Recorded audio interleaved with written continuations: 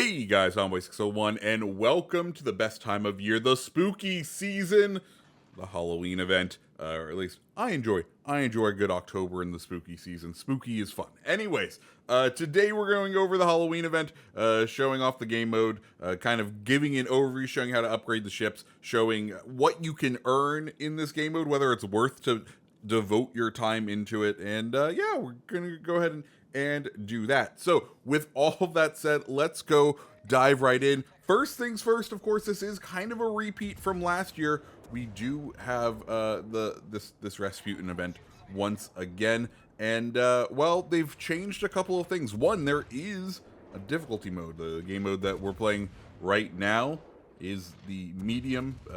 There are 3 different modes. You got easy mode, you got normal mode, and you got nightmare mode. Rewards for each of them and upgrade materials available for each of them. So you will have to spend some time in each level of the game mode. So just to give you an idea of what the rewards are on easy mode, the important things is at 5 stars you are going to get some of the shards that allow you to purchase the big things. That's the most important thing to get out of those. You also get some upgrade materials for your commanders. On the normal mode, you get 1500 and an insignia if you get 5 stars. And in nightmare mode, you can get 2500 of those shards and the tier 3 battleship Kawachi. So those are kind of the big rewards. How do you get those 5 stars? Well, there's basically 5 big objectives that you need to accomplish. The first one, save the Transylvania. It's the ship that says treats on it. Has a little bit of health. Be there to protect it. 2, kill a specified number of enemies within the filth. The filth is that purple circle that kind of expands out. You have to kill the enemies before they leave that.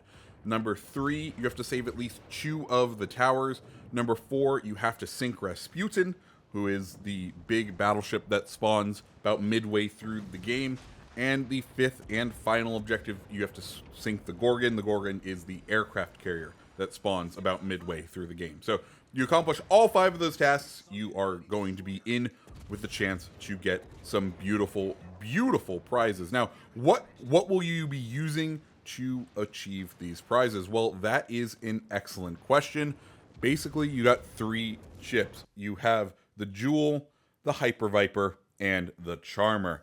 The Jewel is, I believe, it's a Hysyang. It's the tier 7 Pan-Asian destroyer based on the Benson.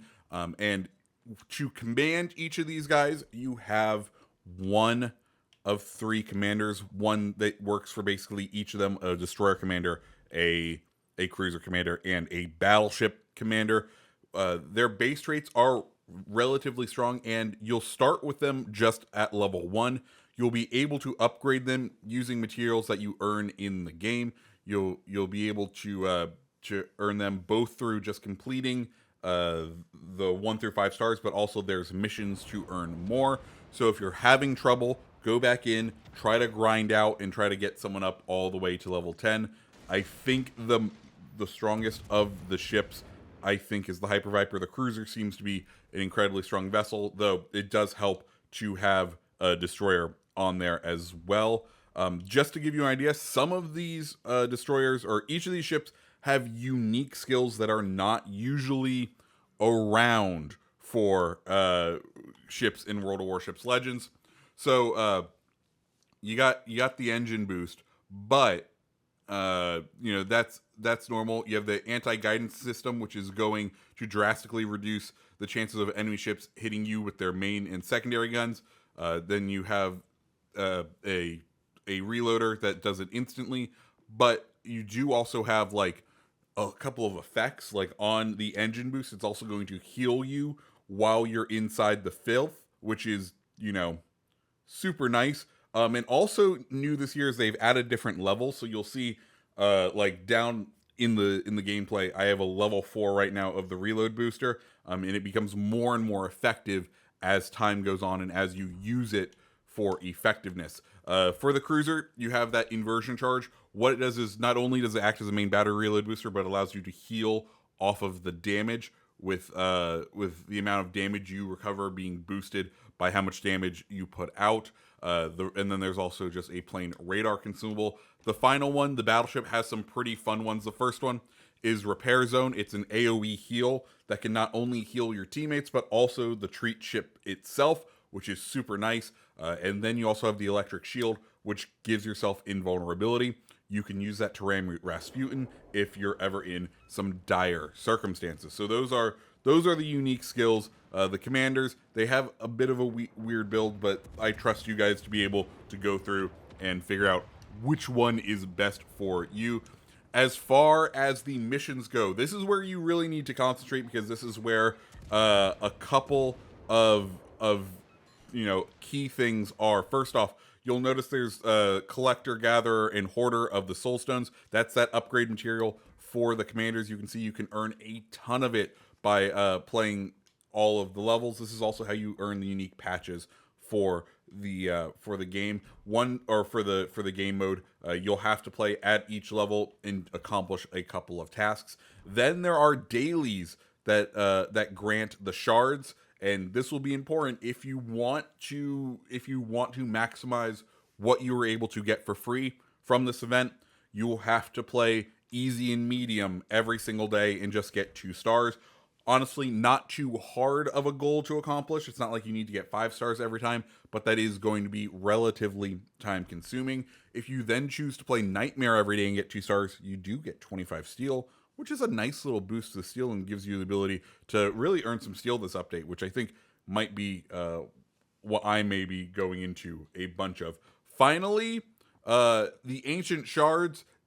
This is where you get the vast majority of the payoff. Once you earn Kawachi for completing it on Nightmare, for completing the game mode on Nightmare, you unlock the ability to earn Kawachi. Then there is a huge set of Kawachi challenges that reward a ton of the shards. Now you may be saying, Tommy, what can I spend these shards on? And I'm like, thank you so much for asking. You're a true person who understands how transitions and segues should work in videos. Thank you. Give yourself a pat on the back. Well, we have the special tab in the store, and well, you have ships like Perth, which you can't get for free. You will have to spend, assuming you maximize the number of free doubloons, you will have to buy one of these 1,000 doubloon packs right here in order to gain the extra 250 to earn it. But at that point, you're going to get tier 5 for 1,000 doubloons, which is a decent deal. We'll have a review of Perth up later. Over in the special tab, you can also spend these shards on, just the crates alone, guises for the commanders, and then over all the way on the right, which is probably what I will end up spending my stuff on, is the Insignia and the universal accommodation. Specifically Insignias, you can get 4 of them. So if you're kind of like, okay, I'm not going to spend the money and get Perth, you can get 3 of them. You get 3 accommodations from this right here, which that's accommodations, always a useful thing. Also in the special tab, you can purchase any of the camos that you've seen on both your ships and the enemy ships in the game mode, which is nice. Like, that's a nice little bonus, or nice little thing that you can buy. Personally, really enjoying the Kraken skin over on Mogami. But yeah, guys, that's the Halloween game mode this time around.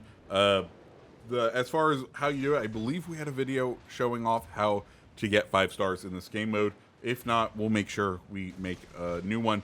And guys, if you liked the video, go ahead and hit the like button, hit the subscribe button, and I hope you have a fantastic rest of your day. See ya.